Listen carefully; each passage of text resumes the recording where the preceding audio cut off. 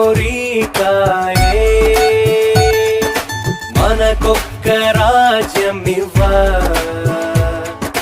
లోకా సృష్టికృతము ఏర్పాటైన పట్టణం తండ్రి కోరికాయే మనకొక్క రాజ్యమివ్వ లోకా సృష్టికృతము ఏర్పాటైన పట్టణం వెళ్ళేదం శ్రేష్ఠ దేశం నిజము ఉండేదం ప్రభుతోనే నిత్యము వెళ్ళేదం శ్రేష్ఠ దేశం నిజము ఉండేదం